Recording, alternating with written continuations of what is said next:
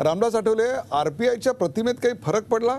याचं कारण तुमच्याकडे आता ख्यातनाम अभिनेत्री, नृत्यांगना, टीव्ही स्टार राखी सावंत आलेले आहेत. पूर्वी तुमच्याकडे कष्टकरी कामगार होते, आता लिपस्टिक, पावडर अशा सगळ्याच गोष्टी येऊ लागल्या. आता नाही, रिपब्लिकन पक्ष हा सर्वसमावेशक करण्याचा आमचा प्रयत्न आहे आणि सगळ्या जातीच्या कार्यकर्त्यांना, त्याचबरोबर वेगवेगळ्या क्षेत्रामध्ये काम करणाऱ्या लोकांना पक्षामध्ये संधी द्यायची अशा पद्धतीचा प्रयत्न आपला होता.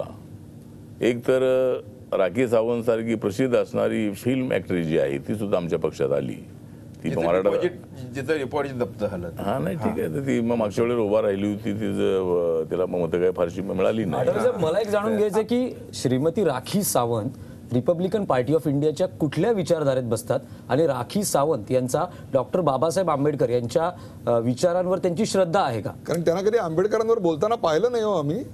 नाही, आता ती बोलते आता, म्हणजे आरपीआय मध्ये आल्यापासून ती बाबासाहेब आंबेडकरांच्या संबंधात तिला आदर आहे. ज्या वेळेला पक्षामध्ये येण्याच्या संबंधामध्ये चर्चा झाली त्यावेळेला तिनं हेच सांगितलं की आरपीआय हा गोरगरिबांचा पक्ष आहे, मला गोरगरिबांची सेवा करायची आहे, झोपडपट्टीतल्या लोकांच्या संबंधामध्ये मला कळवळ आहे. आणि त्या दृष्टिकोनातून तिनं सांगितलं की आरपीआय हाच एक प्लॅटफॉर्म असा आहे की जो गरिबांची सेवा करण्यासाठी ते योग्य आहे, तर मोठ्या पक्षात जाण्यापेक्षा. आणि त्यामुळं राखी सावंत आमच्या पक्षामध्ये आल्यामुळं देशभरामध्ये एक चर्चा आहे, हे आरपीआय मध्ये गेली का कशी काय. मग त्यांच्यासाठी मतदारसंघ कुठला मग आता तुमच्याकडे? नाही, आता मतदारसंघाचा विचार नाही केलेला. ती काही निवडणूक लढण्यासाठी आमच्या पक्षात आलेली नाही आहे. त्यांनी